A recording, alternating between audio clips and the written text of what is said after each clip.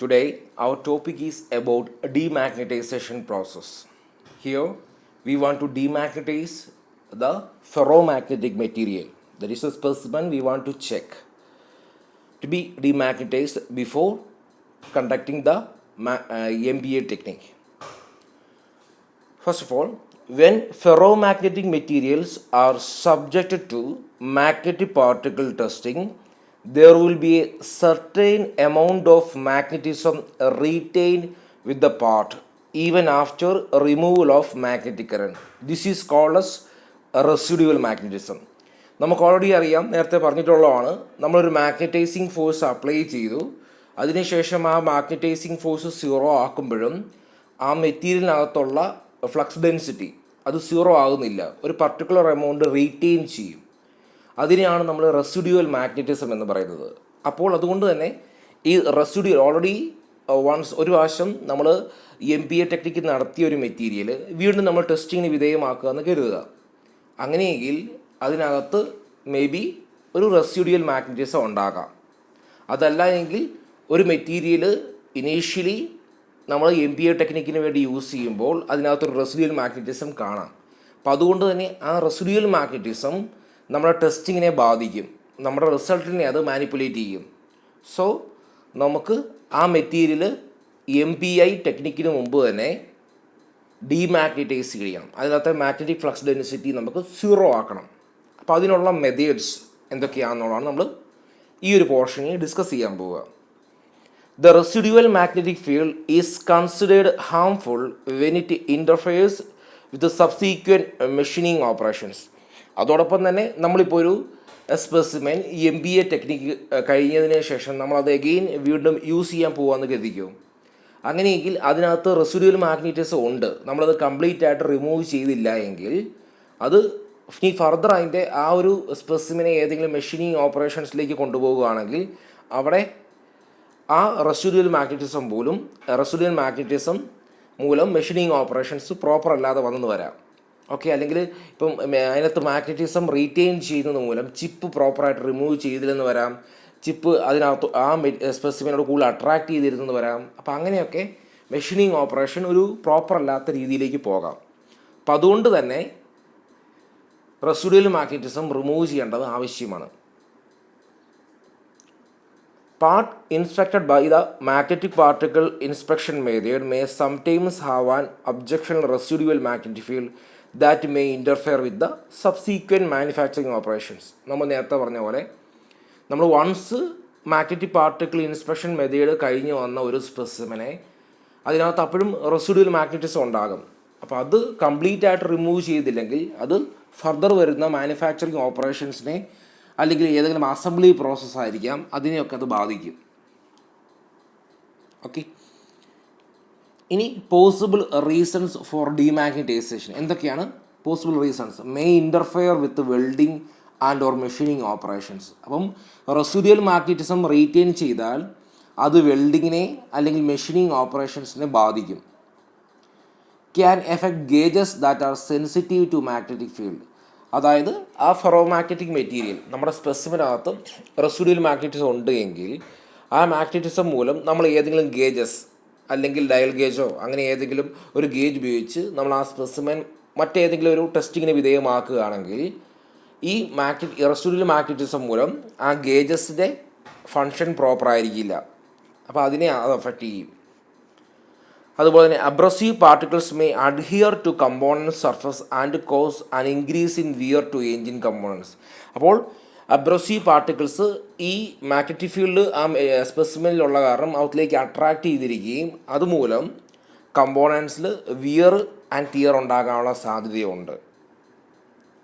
അപ്പം അതുകൊണ്ട് തന്നെ ഈ റെസിഡ്യുവൽ മാഗ്നറ്റിസം അല്ലെങ്കിൽ കംപ്ലീറ്റ് ആയിട്ട് ആ സ്പെസിമിനെ നമുക്ക് ഡീമാഗ്നറ്റൈസ് ചെയ്യണം.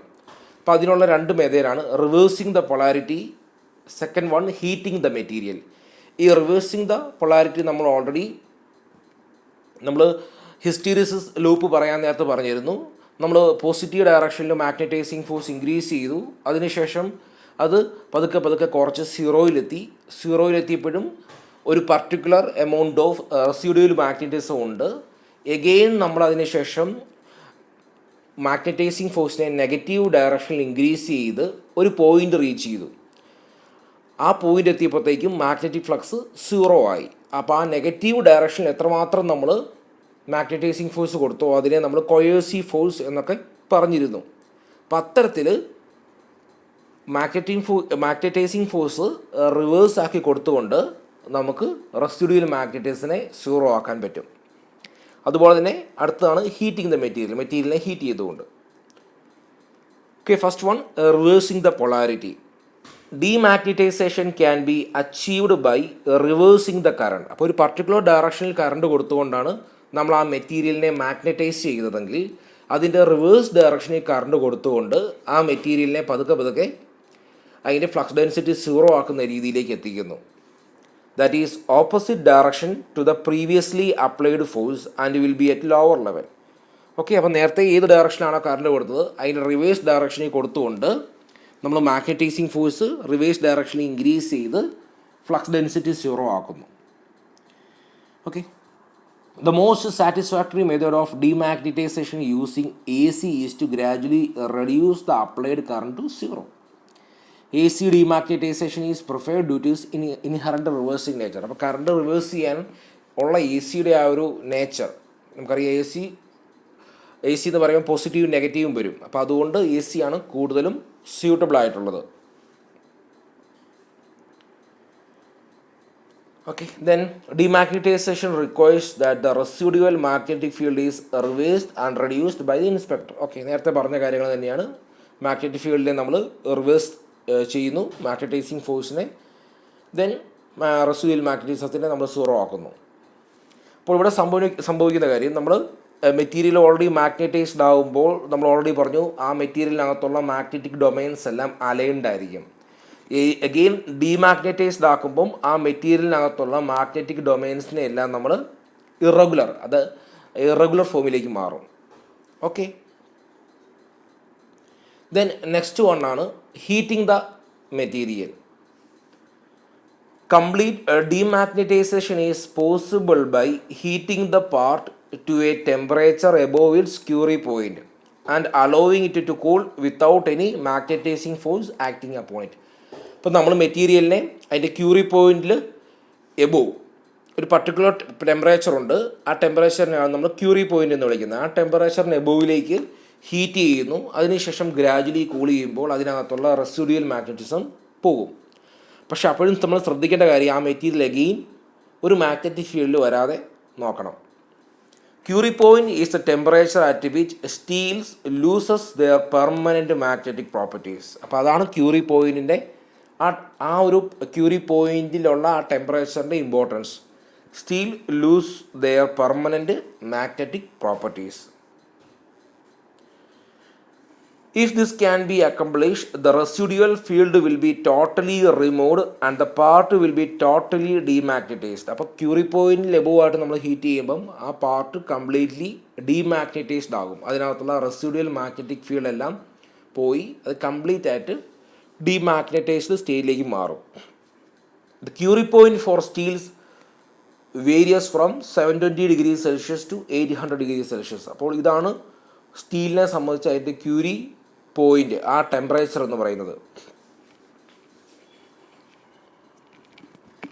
ഓക്കെ, അപ്പോൾ ഇതിൻ്റെ ഒരു ലിമിറ്റേഷൻ എന്ന് പറയുന്നത് ഇതാണ്. It is not convenient to heat the material above its Curie point temperature by considering the size of the part and subsequent production stages. അപ്പോൾ ഈ ഒരു സ്പെസിഫിനെ നമുക്ക് ഹീറ്റ് ചെയ്താലാണ് റെസിഡ്യൂവൽ മാഗ്നറ്റിസം പോവുക. അപ്പം അത് ഒരു വലിയ പാർട്ട് അതിൻ്റെ സൈസ് വലുതാണെങ്കിൽ നമുക്കത് കുറച്ചും കൂടെ ഡിഫിക്കൽട്ടാണ് ഹീറ്റ് ചെയ്യുക. അപ്പോൾ അത്രയും കൂടെ നമ്മുടെ കോസ്റ്റ് കൂടുകയാണ്. അതുപോലെ തന്നെ അടുത്തൊരു ഒരു പ്രൊഡക്ഷൻ പ്രോസസ്സിന് അടുത്ത സ്റ്റേജിലേക്ക് പോകാൻ നേരത്തെ ഈ മെറ്റീരിയലിനെ ഹീറ്റ് ചെയ്യേണ്ടത് ആവശ്യമില്ല എങ്കിൽ എഗെയിൻ അത് നമ്മുടെ സമയം നഷ്ടമാണ്. അപ്പോൾ അതുകൊണ്ട് തന്നെ അതൊരു ലിമിറ്റേഷനാണ് ഹീറ്റിങ് ചെയ്യുക. അത്തരം കേസിൽ മാഗ്നറ്റിക് ഫീൽഡ് റിവേഴ്സ് ചെയ്യുന്നതായിരിക്കും കുറച്ചും കൂടെ എഫക്റ്റീവായിട്ട് വരിക. അടുത്താണ് മാഗ്നറ്റിക് പാർട്ടിക്കിൾസ്.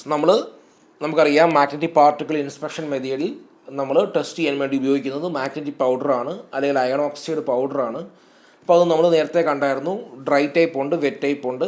അപ്പോൾ നമ്മളിനി മാഗ്നറ്റിക് പാർട്ടിക്കിൾസ് എന്തൊക്കെയാണെന്ന് നോക്കുന്നു.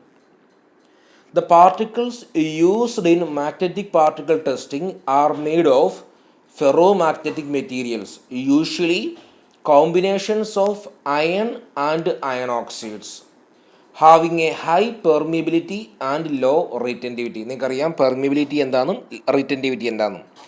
അപ്പോൾ പെർമിബിലിറ്റി വളരെ കൂടുതൽ, മാഗ്നറ്റിക് ഫ്ലക്സിനെ കടത്തിവിടുന്ന ആ ഒരു ടെൻഡൻസി കൂടുതലും, ലോ റിറ്റൻറ്റിവിറ്റി, റെസിസ്റ്റൻസ് മാഗ്നറ്റിക് ഫ്ലക്സിന് അല്ലെങ്കിൽ ഫ്ലക്സ് ലൈൻസ് കടന്നു പോകാൻ അതിന് ഉള്ള റെസിസ്റ്റൻസ് അത് കുറവുമായിട്ടുള്ള അയൺ ഓക്സൈഡ് മെറ്റീരിയൽസ് ആയിരിക്കും നമ്മൾ യൂസ് ചെയ്യുക. ഫൈൻ പൗഡേഡ് ആയിട്ടുള്ള മെറ്റീരിയൽസ് ആയിരിക്കും നമ്മളിവിടെ യൂസ് ചെയ്യുക.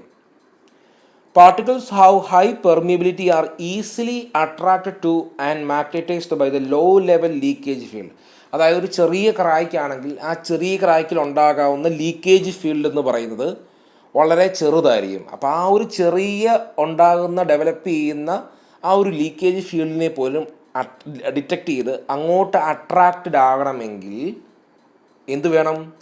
ഈ ഉപയോഗിക്കുന്ന അയൺ പാർട്ടിക്കിൾസ് അതിന് ഹൈ പെർമിബിലിറ്റി ഉണ്ടാകണം. ഹൈ പെർമിബിലിറ്റി ഉണ്ടെങ്കിൽ ചെറിയൊരു മാഗ്നറ്റിക് ഫ്ലക്സ് ഉണ്ട്, ഒരു വേരിയേഷൻ ഉണ്ടെങ്കിൽ അങ്ങോട്ട് അട്രാക്റ്റ് ആകാനുള്ള ടെൻഡൻസി ഉണ്ടാവുക. അപ്പോൾ അതുകൊണ്ട് ഇവിടെ യൂസ് ചെയ്യുന്ന പാർട്ടിക്കിൾസിന് ഹൈ പെർമിബിലിറ്റി ഉണ്ടാകണം. അതുപോലെ തന്നെ അടുത്ത വേണ്ടൊരു ഇമ്പോർട്ടൻറ്റ് ഘടകമാണ് ലോ റിറ്റൻറ്റിവിറ്റി. കാരണം മാഗ്നറ്റിക് ഫ്ലക്സ് ഫ്ലോ ചെയ്യാൻ കൊടുക്കുന്ന റെസിസ്റ്റൻസ് അല്ലെങ്കിൽ അതിന് ഫ്രീ ആയിട്ട് ഫ്ലോ ചെയ്യാൻ സാധിക്കണം. ഇപ്പോൾ കറണ്ട് നമുക്ക് ഫ്രീ ആയിട്ടൊരു മെറ്റീരിയൽ കൂടെ ഫ്ലോ ചെയ്യണമെങ്കിൽ ഫ്ലോ ചെയ്യുന്നു എന്ന് പറഞ്ഞാൽ ആ മെറ്റീരിയലിന് റെസിസ്റ്റൻസ് കുറവാണ് എന്നാണ്. അതുപോലെ തന്നെ ഈ അയോൺ ഓക്സൈഡ് പാർട്ടിക്കിൾസിന് ലോ റിറ്റൻറ്റിവിറ്റി ആയിരിക്കണം. ഈ കാണുന്നതാണ് നമ്മൾ പാർട്ടിക്കിൾസ് വളരെ പൗഡേഡ് ആയിട്ടുള്ള ഫൈൻ ആയിട്ടുള്ള പാർട്ടിക്കിൾസ് ആയിരിക്കും നമ്മൾ യൂസ് ചെയ്യുക. ഈ കാണുന്നത് നമ്മുടെ എക്യുപ്മെൻ്റ് ആണ്. ഈ കാണുന്നത് പൗഡർ ഫോമിലുള്ള പാർട്ടിക്കിൾസ് ആണ്. ക്യാരക്ടറിസ്റ്റിക്സ് എന്തൊക്കെയാണ് ഈ അയൺ ഓക്സൈഡ് അല്ലെങ്കിൽ നമ്മൾ ഉപയോഗിക്കുന്ന മാഗ്നറ്റിക് പാർട്ടിക്കിൾ ഇൻസ്പെക്ഷൻ മെത്തേഡിൽ നമ്മൾ യൂസ് ചെയ്യുന്ന മാഗ്നറ്റിക് പാർട്ടിക്കിൾസിൻ്റെ ക്യാരക്ടറിസ്റ്റിക്സ് നമ്മൾ പറഞ്ഞ രണ്ട് കാര്യങ്ങളാണ്. ഒന്ന് ഹൈ പെർമിബിലിറ്റി, രണ്ടാമത് ലോ റിറ്റൻറ്റിവിറ്റി. ഇനി shape should be smooth and have high degree of mobility. Smooth ആയിട്ടുള്ള ഷേപ്പ് ആയിരിക്കണം, അതിന് മൊബിലിറ്റി ഉണ്ടാവണം. എന്ന് പറഞ്ഞാൽ ഫ്രീ ആയിട്ട് മൂവ് ചെയ്യാൻ പറ്റണം. ഇപ്പോൾ ഉദാഹരണം, ഈ ഫ്രീ ആയിട്ട് മൂവ് ചെയ്യാൻ പറ്റാത്ത പാർട്ടിക്കിൾസ് ആണെങ്കിൽ എവിടെയെങ്കിലും ഒരു ലീക്കേജ് ഫീൽഡ് ഉണ്ടായിക്കഴിഞ്ഞാൽ അങ്ങോട്ട് സ്പീഡിൽ വന്ന് അട്രാക്റ്റ് ചെയ്യാൻ പറ്റാതെ വരും. നോൺ ടോക്സിക് ആയിരിക്കണം, free from rust, grease and dirt ആയിരിക്കണം. No hazard potential with regard to flammability and toxicity. നിങ്ങൾക്കറിയാവുന്ന കാര്യങ്ങളാണ്. ഇനി മാഗ്നറ്റിക് പാർട്ടിക്കിൾസ് ഉണ്ട്, നമ്മളത് ഡ്രൈ ഉണ്ട്, വെറ്റ് പാർട്ടിക്കിൾസ് ഉണ്ട്.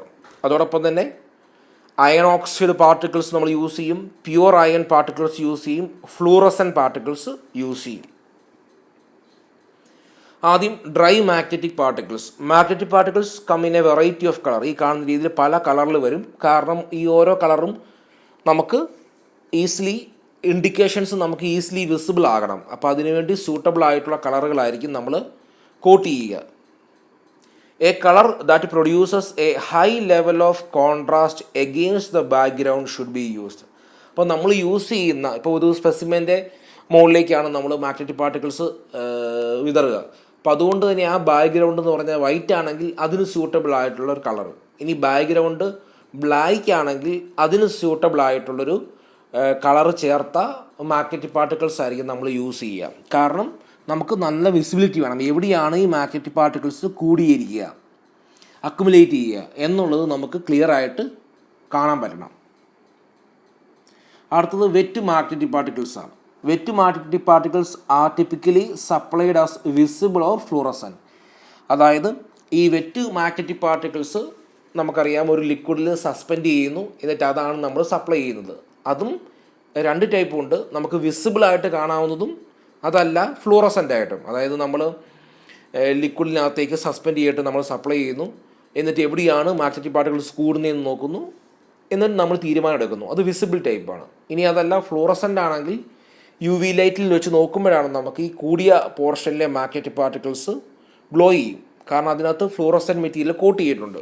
അതുകൊണ്ട് ഗ്ലോ ചെയ്യുമ്പം നമുക്ക് മനസ്സിലാകും അവിടെ ക്രായ്ക്കുണ്ട്, ഡിസ്കണ്ടിന്യൂറ്റി ഉണ്ട് എന്ന്. ഓക്കെ, അപ്പോൾ അതൊക്കെ നമ്മൾ നേരത്തെ ഒരു എക്സാമ്പിളിൽ കാണിച്ചതാണ്. ഡ്രൈ പാർട്ടിക്കിൾസ് കൂടിയിരിക്കുന്നതും അതുപോലെ തന്നെ അല്ലെങ്കിൽ വിസിബിൾ ആയിട്ടുള്ള അയൺ പാർട്ടിക്കിൾസ് കൂടിയിരിക്കുന്നതും ഫ്ലൂറസൻ പാർട്ടിക്കിൾസ് കൂടിയിരിക്കുന്നതും. Visible particles are viewed under normal light. നമുക്കറിയാം നോർമൽ ലൈറ്റിൽ നമുക്കത് കാണാം. അത് ഡേ ലൈറ്റ് ആകാം, അല്ലെങ്കിൽ ആർട്ടിഫിഷ്യൽ ലൈറ്റായി LED ഹാലജൻ ബൾബോ ആകാം. Fluorescent particles are viewed under black light. അതായത് ബ്ലാക്ക് ആയിട്ടുള്ളൊരു റൂം അല്ലെങ്കിൽ ഒരു അറ്റ്മോസ്ഫിയർ, അതിലേക്ക് നമ്മൾ UV ലൈറ്റ് കൊടുക്കുമ്പോഴാണ് നമുക്ക് ആ ബ്രൈറ്റ് ആയിട്ടുള്ള ആ പോർഷൻസ് കാണാൻ പറ്റൂ. അതേസമയം നമ്മൾ ആംബിയൻറ്റോ അല്ലെങ്കിൽ നല്ല പ്രകാശത്തിലുള്ള ഒരു അന്തരീക്ഷത്തിലാണ് UV ലൈറ്റ് കൊടുക്കുന്നതെങ്കിൽ നമുക്ക് കറക്റ്റായിട്ട് ആ ബ്രൈറ്റ് സ്പോട്ടുകൾ ഐഡൻറ്റിഫൈ ചെയ്യാൻ പറ്റാതെ വരും. ഇപ്പോൾ ഈ കാണുന്നത് വെറ്റ് പാർട്ടിക്കിൾസ് ആണ്. അതൊരു ലിക്വിഡിൽ സസ്പെൻഡ് ചെയ്ത് കിടക്കുന്നു. ഇനി കമ്പാരിസൺ ആണ് ഡ്രൈയും വെറ്റും.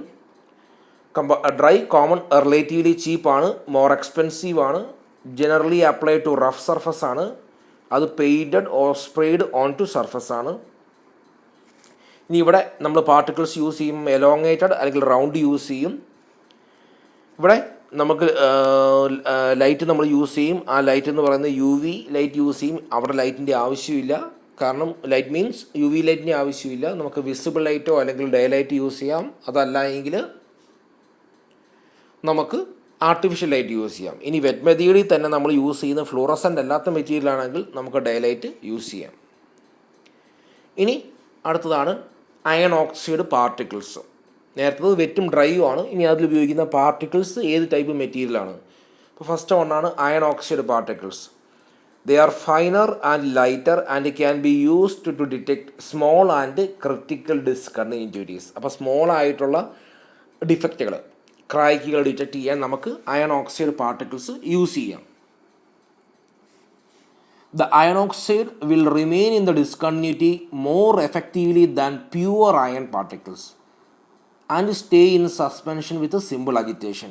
അപ്പോൾ അതാണ് അയൺ ഓക്സൈഡ് പാർട്ടിക്കിൾസിൻ്റെ ഗുണം. അത് ഡിസ്കണ്ടിന്യൂറ്റിയിൽ കുറച്ചുകൂടെ എഫക്റ്റീവായിട്ട് കൂടിയിരിക്കും. അതുപോലെ തന്നെ അത് നമ്മൾ ഒരു വെറ്റ് പാർട്ടിക്കിൾസിലാകുമ്പോൾ നമുക്കത് സസ്പെൻഡ് ചെയ്യാനും അജിറ്റേറ്റ് ചെയ്യാനും എളുപ്പമാണ്.